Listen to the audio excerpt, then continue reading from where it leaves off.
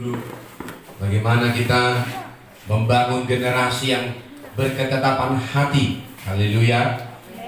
Haleluya. Mari kita lihat di dalam Daniel 1 ayat 8. Oh, haleluya. Generasi yang sedang kita bangkitkan ini adalah berbeda, karena akan menjadi generasi yang akan menaklukkan 7 domain, 7 gunung yang Tuhan sudah nyatakan.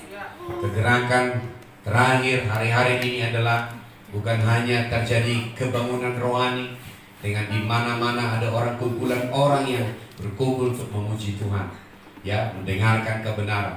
Tapi juga Tuhan akan bangkitkan generasi yang akan mulai berbicara dengan lantang di setiap 7 gunung domain ini. Amin. Karena mereka menerima panggilan untuk berbicara. Haleluya. Kita lihat dulu Daniel 1 ayat yang ke-8. Haleluya. Haleluya. Dan ayat yang ke-9. Daniel 1 ayat 8 sampai ayat yang ke-9. Haleluya. Oh, saya bisa merasakan satu keyakinan hari ini. Tidak ada keraguan-keraguan yang apa yang Tuhan sudah katakan. Haleluya. Oke, kita baca 1, 2, 3 ya. Daniel berketetapan untuk tidak menajiskan dirinya dengan santapan raja dan dengan anggur yang biasa diminum raja. Dimintanyalah kepada pemimpin pegawai istana itu supaya ia tidak usah menajiskan dirinya. Ayat yang ke-9. Maka Allah mengaruniakan kepada Daniel kasih dan sayang dari pemimpin pegawai istana itu. Haleluya. Haleluya.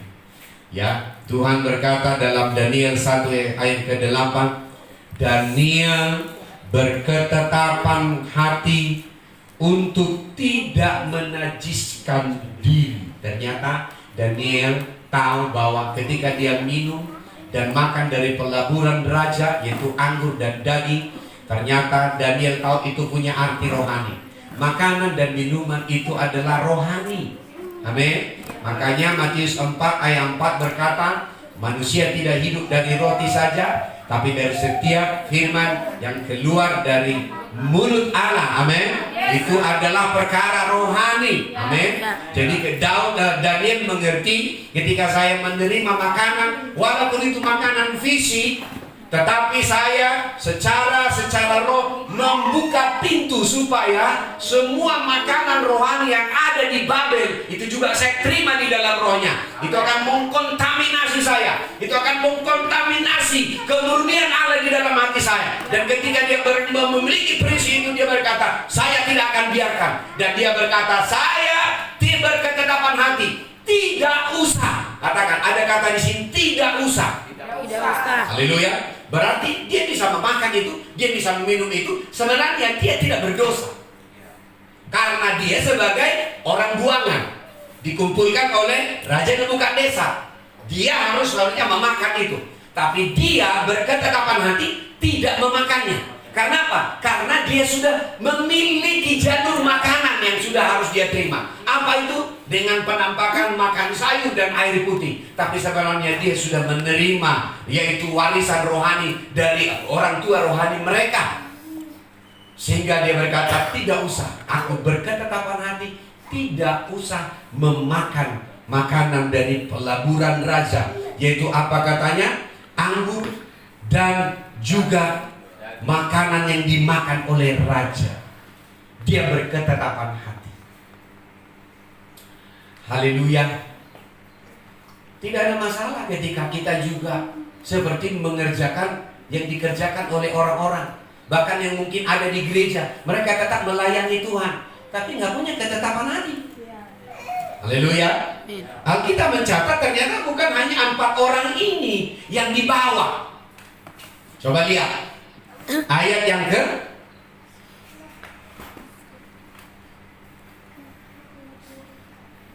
ayat ke-5. Ternyata saya menemukan hanya 4 orang. Ayat kelima, 1, 2, 3 ya. Dan raja menetapkan bagi mereka pelaburan setiap hari dari santapan raja dan dari anggur yang biasa diminumnya. Mereka harus dididik selama 3 tahun, dan sesudah itu mereka harus bekerja pada raja. Yang lebih jelasnya ayat yang keempat, baca lagi. Yakni orang-orang muda yang tidak ada suatu celah, yang berperawakan baik, yang memahami berbagai-bagai hikmat, berpengetahuan banyak, dan yang mempunyai pengertian tentang ilmu. Yakni orang-orang yang cakap untuk bekerja dalam istana, supaya mereka diajarkan tulisan dan bahasa orang Kasdim. Ayat 6, di antara mereka, berarti bukan hanya 4. Di antara mereka, berarti lebih dari 4. Haleluya. Berarti lebih dari 4. Di antara mereka itu ada juga beberapa orang Yehuda. Beberapa orang Yehuda. Berarti ada 2. Karena waktu itu yang di Raja Yoyakim itu adalah Raja Yehuda, Yerusalem. Berarti bukan Daniel, Sadrak, Mesak, dan Abednego saja, tetapi banyak keturunan raja, darah biru. Tapi ingat, di antara mereka itu juga ada beberapa orang Yehuda, yakni Daniel, Hananya, Misael, dan Azaria. Tetapi kenapa hanya Daniel, Sadrak, Mesak, Abednego yang berketetapan hati? Adakah yang lain? Mereka melakukan makan yang sama? Ada. Itu sebabnya mereka tidak dicatat dalam kitab Daniel sebagai orang-orang yang akan berpengaruh bagi generasi mereka. Kenapa mereka tidak ditulis? Ternyata saya menemukan, karena Tuhan menemukan Daniel memiliki ketetapan hati bagi Tuhan. Haleluya. Mari kita belajar tentang ketetapan hati. Ketetapan hati yang berasal dari kata ketetapan. Ya, kata dasarnya adalah tetap. Ya, tetap. Artinya tidak goyah, tidak berubah, teguh, tidak terpengaruh, tetap. Haleluya. Lalu apa ini namanya? Ketetapan hati. Mungkin puluhan orang yang ditangkap dan dibawa juga untuk dibawa ke Babel, tapi hanya orang yang punya ketetapan. 4 orang ini punya ketetapan hati. Banyak anak-anak muda di gereja tetap datang dalam ibadah, tapi mereka tidak diperhatikan oleh Tuhan. Banyak orang-orang juga akhirnya kita bisa melihat di sini 4 orang ini mata Tuhan tertuju kepada mereka. Kenapa? Karena Tuhan ternyata mulai melihat bahwa ketetapan hati itu bukan hal yang biasa. Saya menemukan, ketika saya merenungkan, ketetapan hati ternyata adalah orang yang menerima kebenaran dan membuatnya itu menjadi hukum di dalam rohnya, menjadi hukum. Karena Tuhan juga berkata, mereka telah meninggalkan ketetapan-ketetapanku, itu menjadi hukum. Mereka sudah menjauh dari ketetapanku dan perintahku, menjadi hukum. Ternyata ketetapan hati itu adalah orang yang menerima kebenaran. Ketika dia menerima kebenaran itu tidak hanya dibuangnya saja, tapi menyimpannya, lalu membuat itu menjadi hukum di dalam rohnya, dan membuat itu menjadi ukuran apa yang dia pikirkan, apa yang dilakukannya, apa yang diucapkannya, selaras dengan apa yang sudah ditetapkannya itu. Jadi orang yang punya ketetapan hati adalah orang yang lurus. Tidak sebentar bilang ya, bentar lagi enggak kok. Enggak gitu. Ya kan? Tidak sebentar berkata, ya, Yesus Tuhan. Kemudian kedua, enggak, siapapun boleh. Bukan. Ini orang-orang berketetapan hati. Saya akan tunjukkan kepadamu siapa orang-orang hebat di dalam Alkitab yang berketetapan hati sehingga namanya ditulis di dalam Alkitab. Daniel salah satu, namanya ditulis menjadi salah satu kitab karena berketetapan hati. Apa hal yang pertama diterima oleh Daniel? Yang pertama adalah menerima perkenanan, favor. Ya, perkenanan. Pertama ini dikenan oleh Tuhan. Yang kedua akhirnya dikenan oleh manusia. Diterima, ini namanya diterima. Kalau dikatakan berkenan di hadapan Tuhan, Tuhan menerima saya. Amin. Kalau saya berkenan, ya, saya berkenan diundang oleh presiden, berarti saya layak untuk diterima sebagai tamunya. Berarti favor. Yang kedua katanya adalah tender love. Apa itu tender love? Tender love di sini adalah berbicara tentang kasih yang sangat dalam, artinya mengasihi kita itu ya lebih daripada yang lain. Tuhan akan memperlakukan kita dalam dua hal ini, dan juga ternyata oleh orang-orang lain. Karena dikatakan di sini ayat yang ke-9 katanya, ya, maka Allah mengaruniakan kepada Daniel kasih dan sayang dari pemimpin pegawai istana itu. Yang sebelumnya, ya, biasanya kalau di mana-mana kalau sudah bukan orang asli, pasti akan dinomor 2 kan? Betul ya? Gak orang asli. Di mana-mana itu sudah menjadi spirit. Coba pergi ke Tanah Karo. Kamu bukan kalah Karo kami katanya. Ya, makanya suka-sukanya ngomong di situ. Saya pergi. Kenapa? Ini bicara tentang spirit. Tapi dengar baik-baik. Daniel, Sadrak, Mesak dan Abednego jadi spesial di hadapan Aryo. Spesial. Apakah hanya ini diterima oleh Daniel? Tidak. Daniel bahkan diberi kemampuan untuk bisa memberi pengertian tentang mimpi. Ya. Jadi ketika Nebukadnezar bermimpi, dia kasih tahu kemampuan untuk menerjemahkan mimpi. Bukan menafsirkan, sorry. Kalau menerjemahkan, I am, saya, kan gitu kan. I love Jesus, saya cinta Yesus. Ya, makanya bahasa roh, karunia bahasa roh tidak ditafsirkan, tidak diterjemahkan, tapi ditafsirkan. Haleluya. Ya, karena itu adalah kesan roh. Amin. Jangan tik sikaralaba. Oh, berarti dia sika nggak gitu.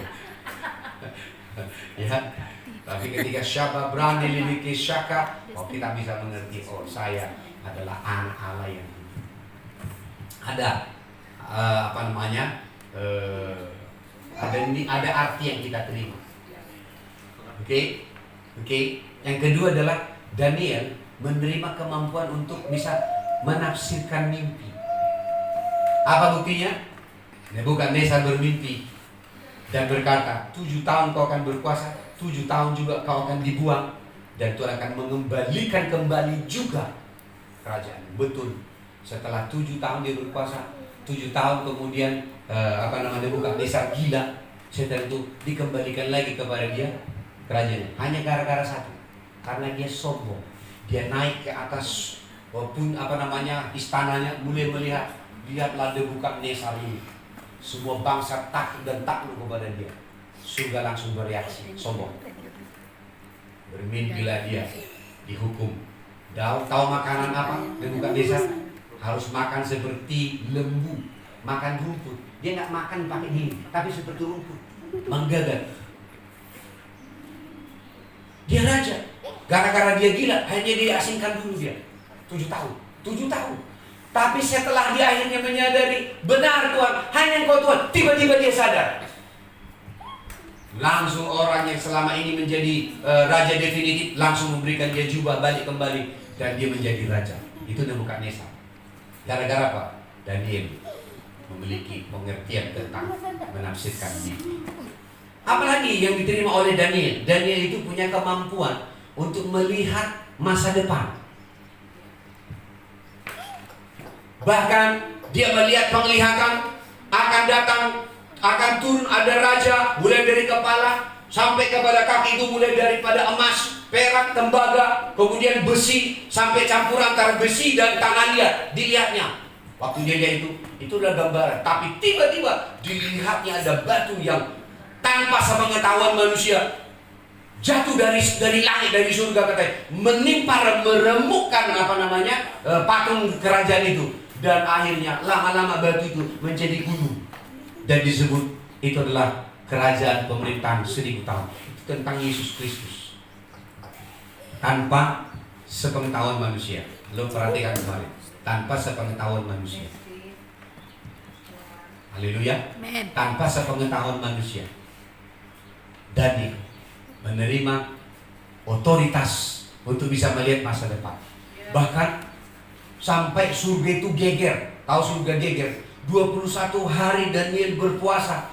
Rupanya Gabriel ditahan oleh penguasa Midian, yaitu setan, yaitu namanya Lucifer, untuk tidak dibawa pesan Tuhan.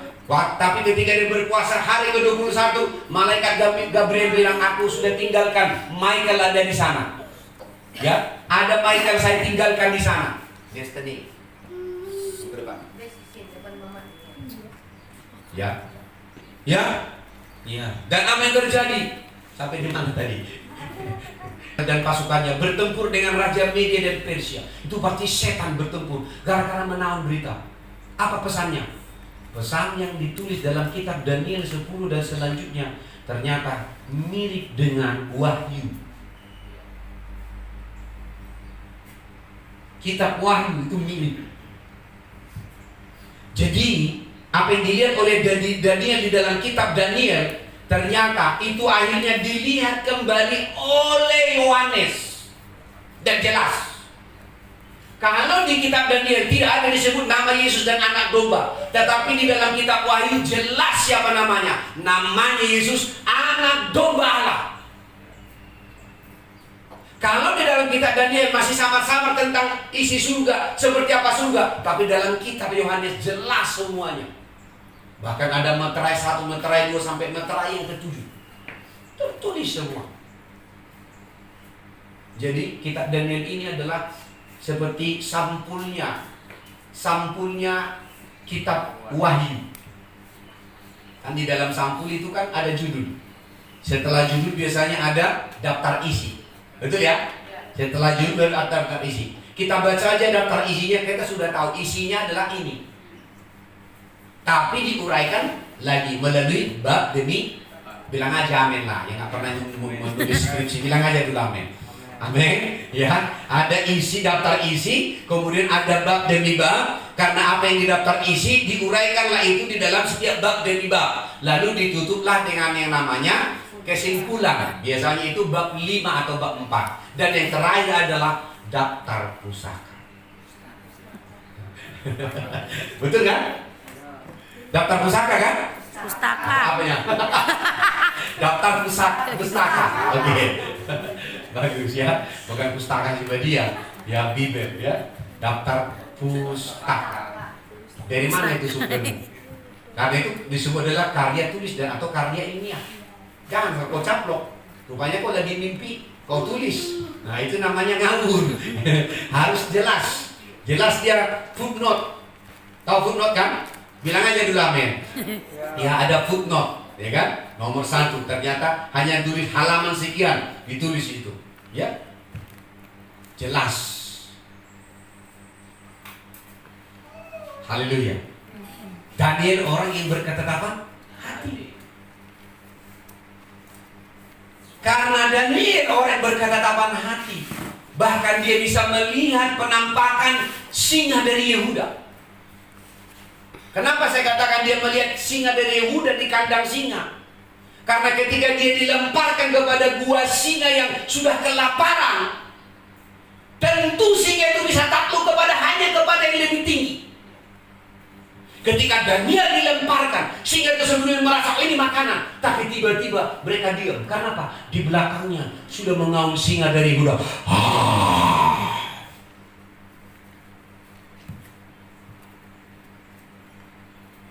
The Lion of Judah. Siapa namanya? Yesus Kristus. Adakah yang lebih mengerikan daripada kauman singa? Singa itu disebut raja hutan. Ketika dia mengaum di hutan, wow, Semua binatang yang lain langsung tapakur. Jalan-jalan sekali ke Pakju atau ke Pakju, ada sunyi enggak? Betul. Dengar sekali dia berteriak, itu monyet langsung sebelumnya melompat langsung menggantung diri. Termasuk semut pun akan diam. Karena ini otoritas. Karena si itu sebenarnya menggambarkan Yesus Kristus. Begitu dia berfirman, semua harus berhenti dan menghormati firman. Dari mana kita tahu? Kejadian 1 ayat 3. Sebelumnya tulis, gelap gulita merajalela. Gelap gulita ini ya menguasai seluruh bumi. Tapi ketika berfirman Allah, jadilah terang. Terang itu jadi, langsung gelap. Maka dari terang, dari gelap muncul terang. Allah kita itu luar biasa. Haleluya. Kenapa kamu takut dengan zaman ini? Kenapa kamu takut dengan namanya isu yang namanya apa yang global itu? Krisis global. Ya itu bagi mereka yang nggak punya Tuhan.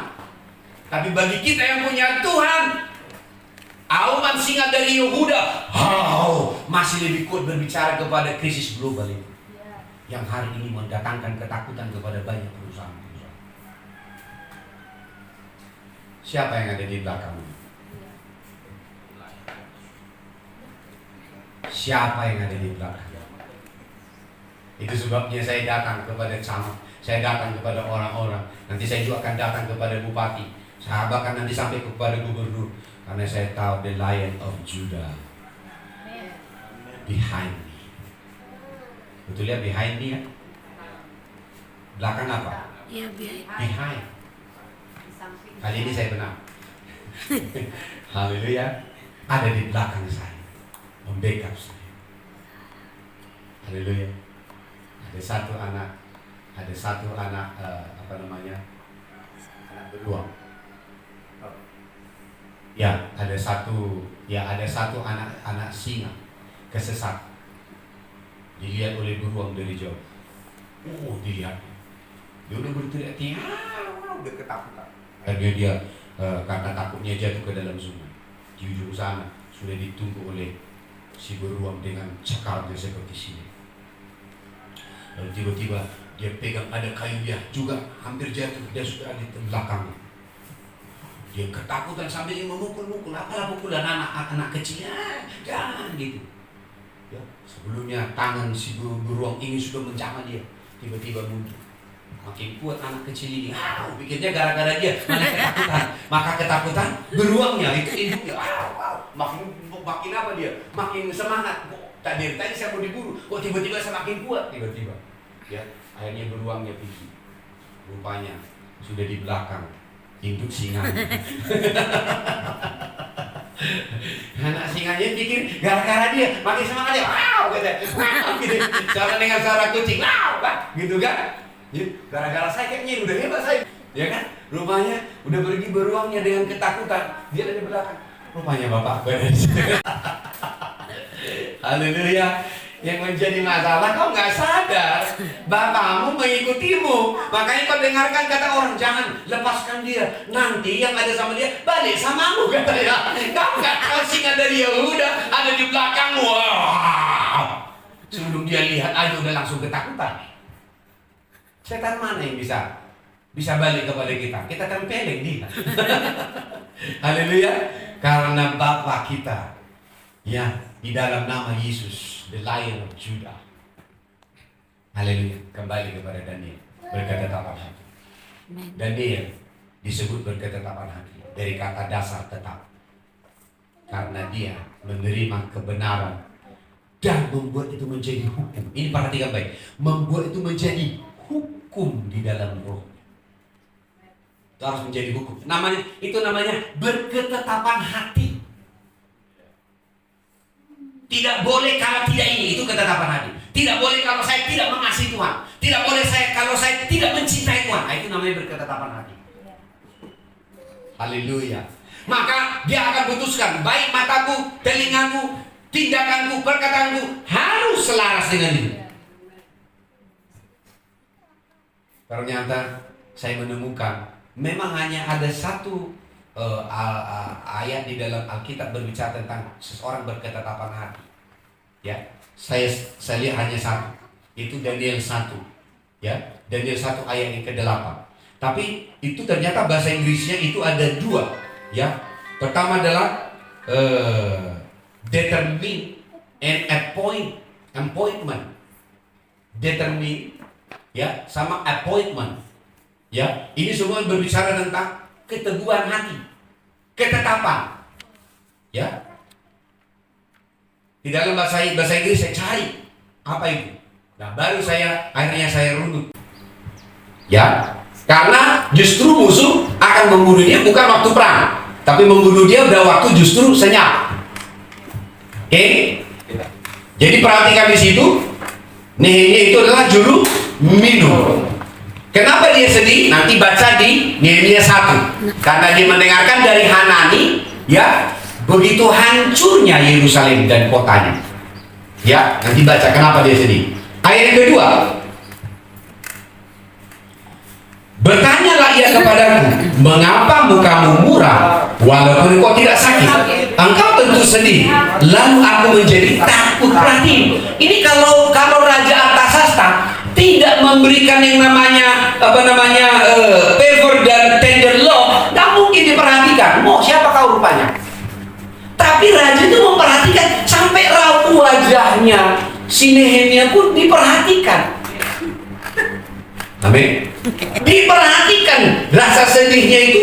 Dia kan sedihnya kan nggak langsung dia nangis, udah gitu. Tetapi kesedihan di hatinya oleh karena pekerjaan roh, karena Yerusalem sudah dihancurkan. Ternyata itu bisa ditangkap oleh Raja Artasasta. Kenapa? Karena Raja Artasasta mengasihi Nehemia sangat dalam. Kalau suami istri saling mengasihi, perhatikan. Ya, nggak usah dikasih tahu suaminya pun nanti istrinya sudah tahu. Pak, kayaknya sakit ya. Tapi ada nanti juga suami istrinya sudah, Pak, aku sakit loh. Enggak kok, katanya. Ini kurang ajar namanya. Ya, karena apa? Kedalaman itu akan bisa memahami. Haleluya. Waktu malam kemarin kehamilan Joan, ya, pulang dari sana ternyata Mama udah hamil. Si Nehemia datang, Mak naik kuda Mak. Lalu masing-masing mereka naik kuda. Padahal dalam keadaan hamil. Begitu pulang di hotel, saya bilang, Mak, aku curiga. Kenapa? Mama itu kayaknya hamil. Uluhnya segini juga. Cemana itu? Ya, ayo kita pulang. Pulang sampai bilang. Tes di rumah sakit apa namanya itu? Simpang Brimob itu apa namanya? Hajar. Siti Hajar, bukan Siti dihajar ya. Siti Hajar. Positif, langsung positif. Padahal hanya lihat aja dari wajahnya. Awak langsung betul positif. Hubungan kita bangun sebagai saudara seiman harus begitu juga. Jangan sampai, nggak ada lagi berasku lagi. Itu nggak kita peduli. Harusnya kita mulai mengerti. Saudara ini perlu sesuatu. Datang ke sana. Tuhan menggerakkan saya untuk memberikan ini kepada nanti ada sesuatu pekerjaan roh di dalam dia. Amin. Haleluya. Ya walaupun salah, Tuhan menggerakkan ini memberikan kepada bapaknya serah sendiri. Oh ya, padahal dia sudah punya uang 2 juta. Gak ada artinya. Nggak masalah, yang penting belajar untuk melakukan ketaatan. Amin. Haleluya. Nah, saya dulu begitu. Memimpin doa waktu itu. Saya pemimpin doa, koordinator doa, pendua syafaat. Pokoknya asal ada namanya kegiatan doa dulu, harus saya yang membuat sampai menyediakan tempatnya. Kamu tahu, ternyata saya sudah 3 hari puasa karena nggak makan. Bukan karena saya ngajak puasa, memang nggak ada uang. Tapi saya harus memimpin doa puasa. Tiba-tiba ada seorang saudari datang. Saya sederhana sekali. Dia hanya kasih uang di amplop 50.000. Pulang pas turun dia bilang, Tuhan menggerakkan saya memberikan ini sama. Dalam hati ini apa ini? Mau tahu? Saya bisa buka puasa malamnya persis jam 9. Hanya 50.000. Saya tahu dia pun bergumul dengan 50.000 ini. Gajinya nggak seberapa, tapi saya bisa buka puasa.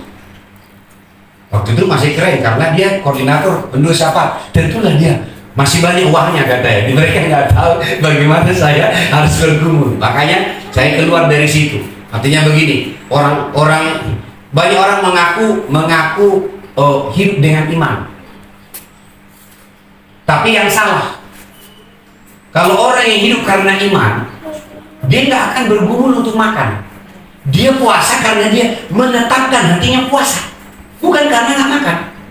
Tapi orang seperti itu banyak mengaku, oh saya hamba Tuhan yang hidup karena iman, tapi morak-marik hidupnya.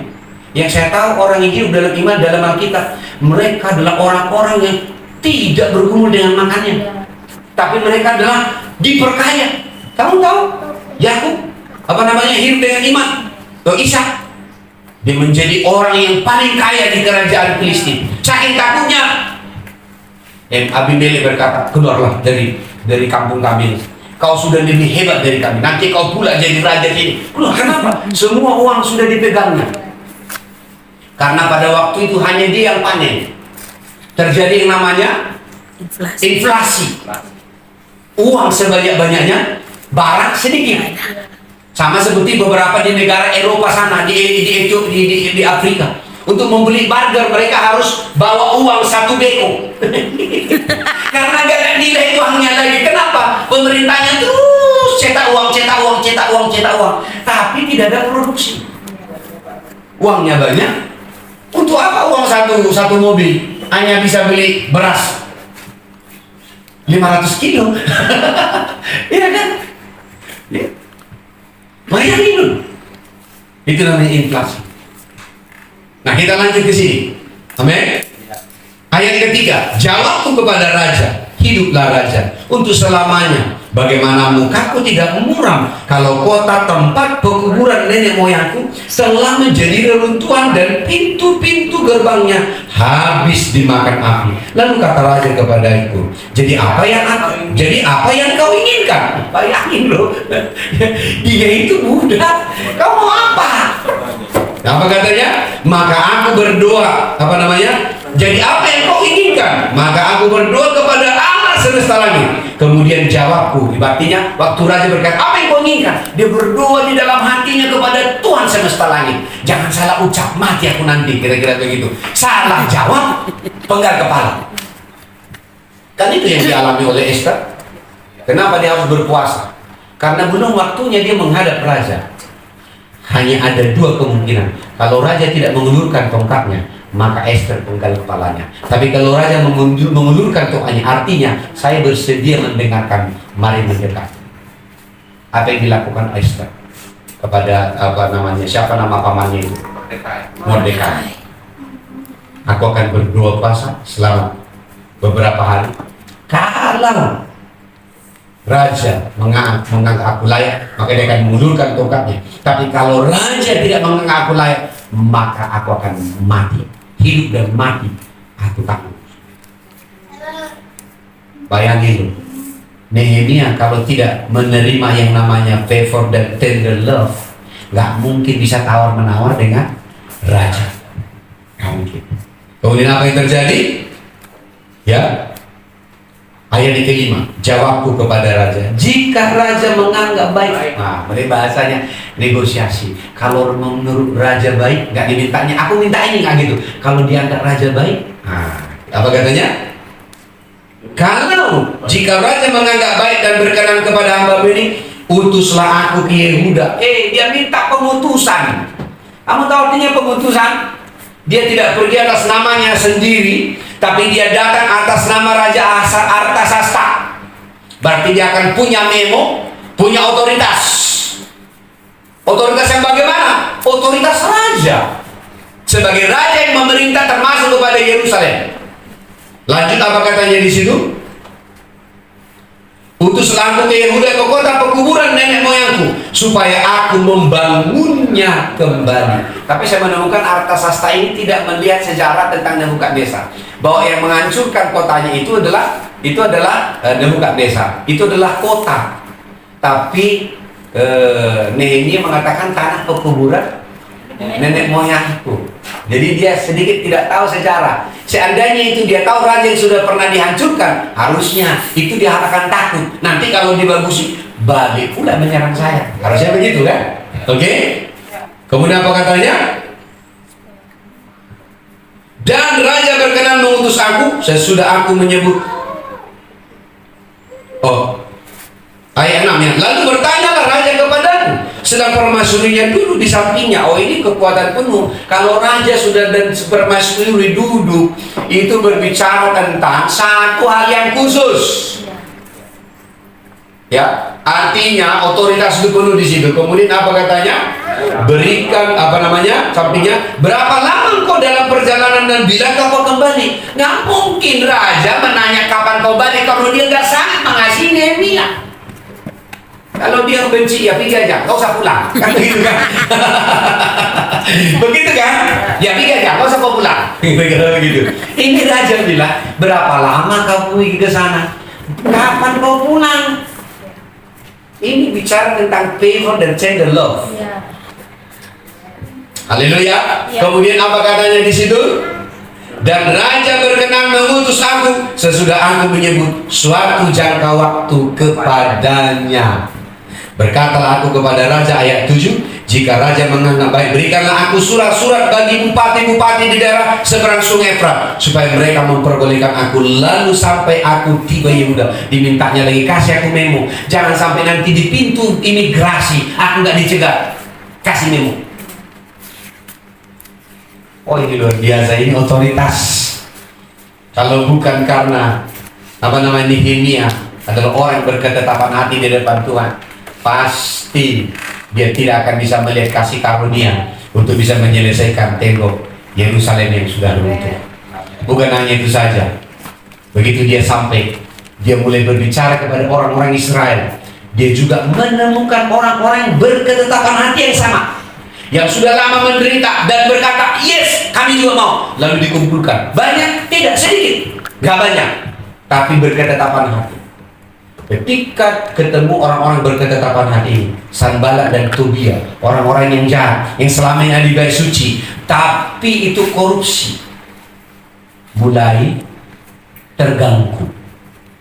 Lalu mulai mengatakan, anjing aja nanti datang melompat, udah roboh temboknya lagi. Dibully Nehemia, nggak mampat, udah dikasih yang kedua, maka kami akan menghancurkannya. Begitu didengar dikumpulkannya ini orang-orang ini, mereka berkata, oke, siap, kita akan siang malam mengerjakan ini.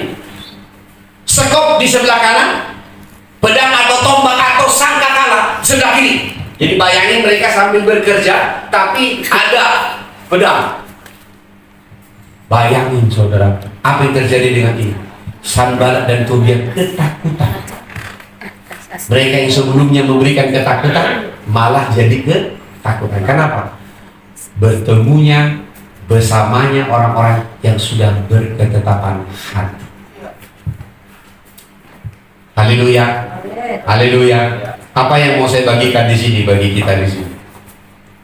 Hanya orang-orang yang punya ketetapan hati yang akan melihat kuasa Tuhan. Halo. Halo. Kamu nggak akan bisa melihat sejarah. Kamu pembuat sejarah kalau kamu tidak punya ketetapan hati. Saya berketetapan hati untuk membangkitkan generasi baru. Maka saya percaya Tuhan akan memberikan yang segala yang kita perlukan untuk menyatakan. Pagi-pagi ketika saya berdoa, saya bilang, Tuhan, saya berketetapan hati untuk membangkitkan generasi pemimpin saya. Saya juga mulai rasakan Tuhan memenuhi hati saya. Ada kasih karunia, ada perkenanan saya. Haleluya. Haleluya. Kita tidak perlu bergumul, Oleh karena kesulitan di depan sama seperti ini, tidak perlu bergumul karena ada otoritas yang mengikuti kita. Amin. Haleluya. Apa yang kita lakukan dengan Tongat Emi dan lomba tari budaya kreasi karo, lomba melukis tingkat TK, itu tidaklah sesuatu yang sulit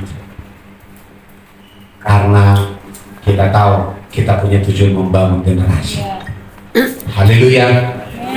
Haleluya. Ada beberapa program yang ke depan. Setidaknya orang tua akan mengantarkan anaknya di sini selama 6-7 tahun kita bangun mereka. Yang kedua, kita punya program, kita akan masuk pada program desa. Bagaimana mengaktifkan balai desa untuk tempat anak-anak muda memiliki tempat untuk nongkrong, tapi untuk mulai berdiskusi tentang masa depan. Haleluya. Haleluya. Dan ide-ide brilian ke depan untuk kita bisa menjamah anak muda.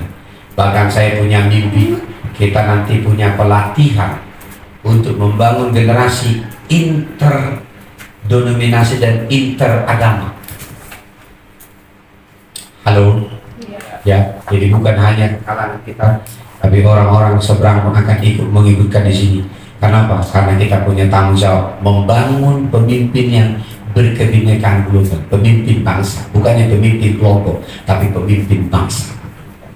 Ya, mungkin kalian mendengarkan saya seperti apa ini terlalu mimpinya jauh. Tapi saya mendengar itu. Biasanya apa yang sudah saya dengar akan saya perkatakan, lalu saya akan terima itu satu saat. Amin. Ini nggak bilang amin. Amin. Haleluya. Ini saya mulai berpikir kan. Haleluya. Sebelum saya terima sekolah ini, saya 3 tahun selalu mengatakan saya akan punya sekolah, saya akan punya sekolah, saya akan punya sekolah. Haleluya. Saya akan punya tanah untuk sekolah. Haleluya. Bahkan kita juga sudah mulai menyatakan kita punya juga lahan untuk membangun sampai nanti tingkat universitas. Amin. Amin. Haleluya. Yes. Haleluya. Itu harus perlu lapangan parkir yang luas. Kok nggak bilang amin? Amin. Haleluya. Amin. Ya. Nggak punya hanya gedung yang tinggi bertingkat, tapi punya lapangan parkir yang luas. Iya. Haleluya. Amin.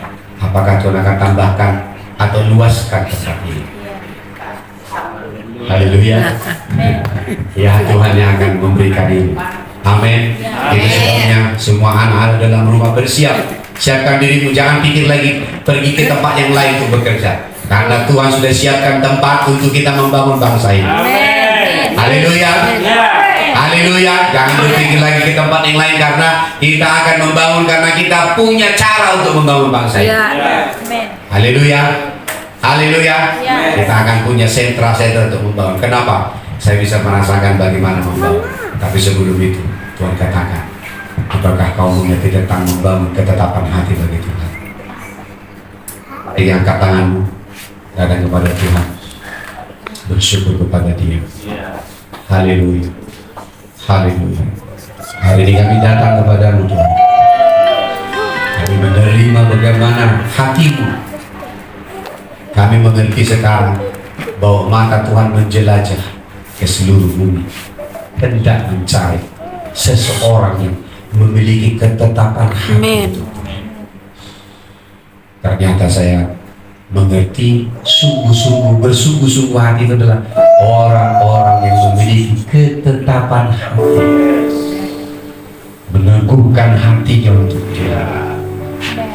Tidak ada alternatif yang lain. Percaya kepada apa yang Tuhan sudah kerjakan dalam rumah rohani. Yes. Tidak bimbang lagi, tapi percaya bahwa Tuhan akan memberikan lebih banyak dan menyatakan dalam rumah rohani. Haleluya. Bahkan saya bisa merasakan banyak orang-orang juga akan bergabung dengan tim ini. Tetapi Tuhan sudah memberikan mereka sebuah ketetapan hati sebelumnya. Roh Rabasya.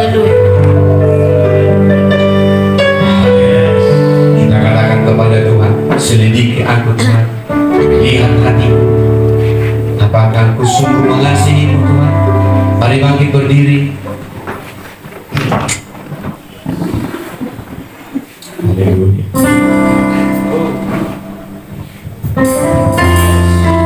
Yes.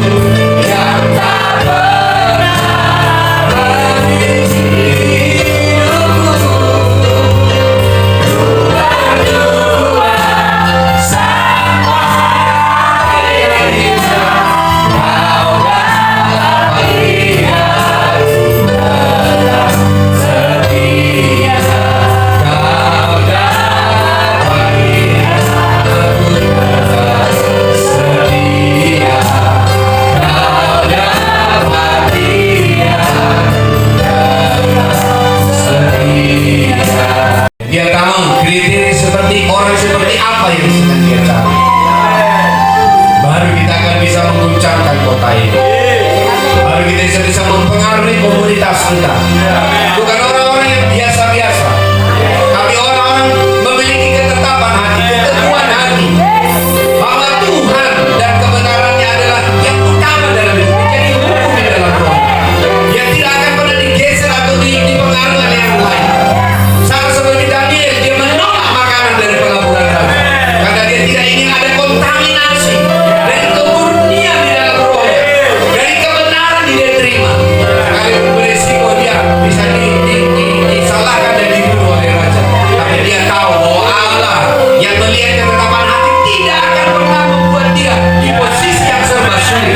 Tuhan akan menolong dia, Tuhan akan membaharui dia, Tuhan akan mengangkat dia, dan dia tidak ada di posisi yang sulit, tapi justru kesempatan mengangkat nama dan dia sadar Mesabel Nego di antara orang-orang yang sudah dibawa dalam menjadi hubungan. Tapi hanya 4 orang ini yang mempengaruhi, membawa generasi, membawa kebenaran.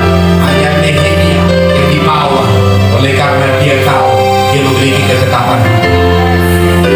Apakah kau tahu apa yang saya bagikan hari ini, anak-anakku? Apakah kau mengerti seperti apa yang Tuhan cari?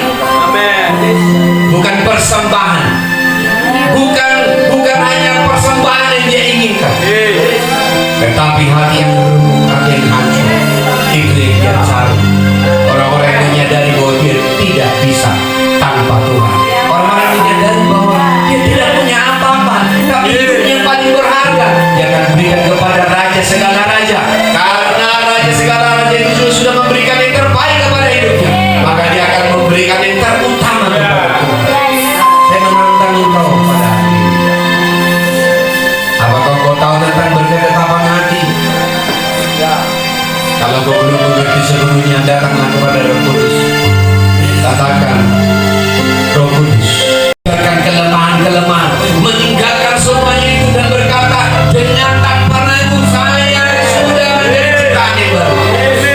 Memutuskan semuanya itu dengan judi, dengan rokok, dengan semua hal-hal yang lain. Kau punya ketetapan hati, saya meninggalkan semuanya karena saya dedikasikan, saya persembahkan hidupku kepada Tuhan, hati untuk dia.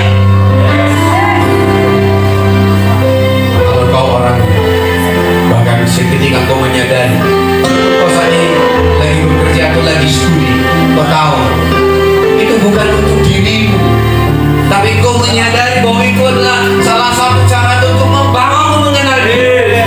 Tapi dengan sadar kau mengatakan, Tuhan, aku tahu bahwa kalau tanpa Tuhan kuliahku ini pun tidak ada artinya apa-apa.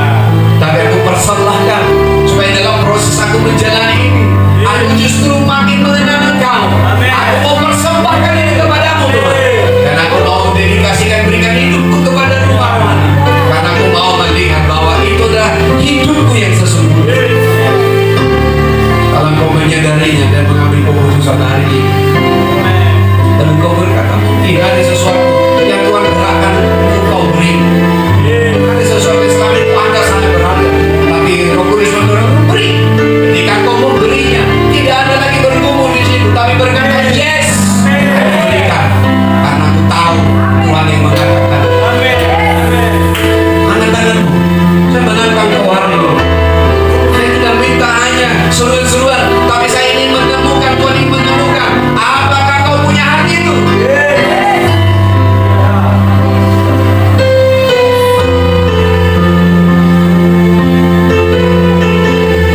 Siapa di antaramu yang hari ini engkau bisa merasakan sebuah ketetapan hati Tuhan teguhkan di dalam roh?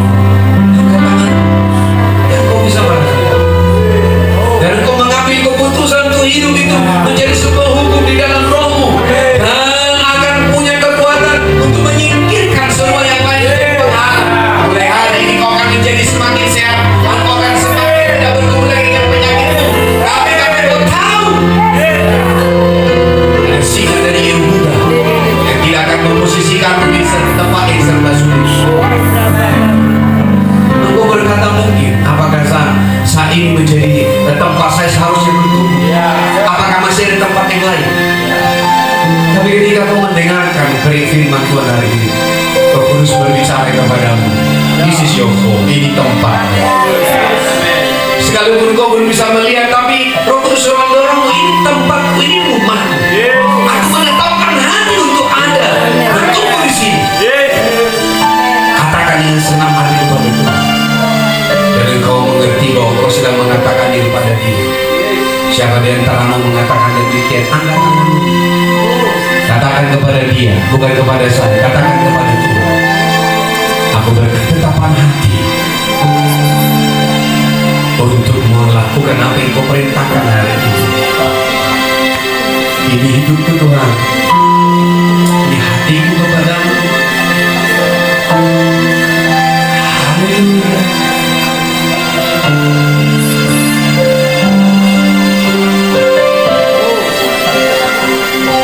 Maka ketika engkau membuat ketetapan hati di dalam rohmu, apa yang selama ini sulit bagimu itu akan kelihatan menjadi mudah oleh kata Tuhan. Karena engkau sudah berdiri di posisi yang benar, di posisi yang tepat, di mana Tuhan berada. Tidak ada hal yang sulit bagi Dia.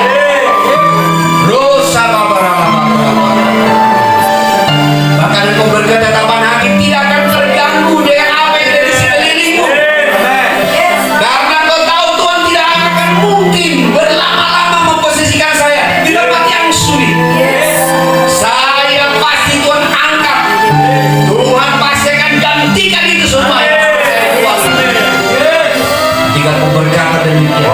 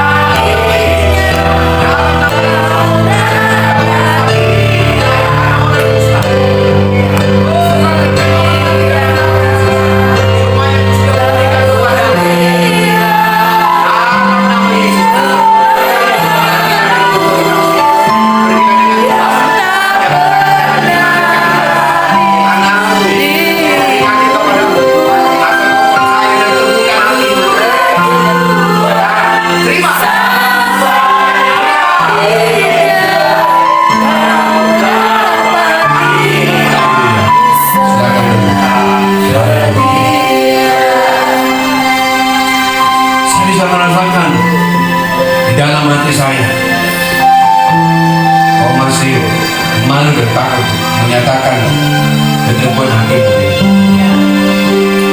Kamu tidak mungkin mengikuti perjalanan rohani kalau kau tidak punya keteguhan hati. Sama seperti dua orang murid Yesus yang berjalan ke Emmaus, mereka tak punya keteguhan hati. Ketika mereka sudah melihat Yesus disalibkan, padahal sudah berulang kali dia berkata bahwa bahwa pada anak manusia akan memang mati, tapi pada hari ketiga dia akan dibangkitkan. Tapi dua orang ini tidak percaya karena mereka tidak punya keteguhan hati. Tapi ketika mereka sedang berjalan, mereka menerima roti dipecah-pecahkan, mereka akhirnya sadar dan menyadari, bukankah kita berbicara tadi dengan Yesus selama kita dalam perjalanan. Lalu mereka meneguhkan hatinya kembali ke Yerusalem. Sejak hari itu mereka menjadi bagian dari pergerakan Allah. Haleluya. Terima di dalam nama Yesus Kristus. Haleluya. Terpuji namamu Tuhan. Haleluya. Dalam nama Yesus Kristus. Tuhan juga bangkitkan guru-guru yang punya keteguhan hati. Amin. Surya Anugerah adalah tempat dia untuk bisa melihat pekerjaan Tuhan. Yes. Bukan guru-guru yang hanya sibuk dengan nilai uang Tuhan, tetapi yang Tuhan akan pasti bertanggung jawab dengan kehidupan mereka. Karena mereka sudah tahu bahwa Tuhan tidak akan posisikan mereka di tempat yang serba sulit, tapi Tuhan akan memberkati mereka dan melihat bahwa orang-orang ini dalam keteguhan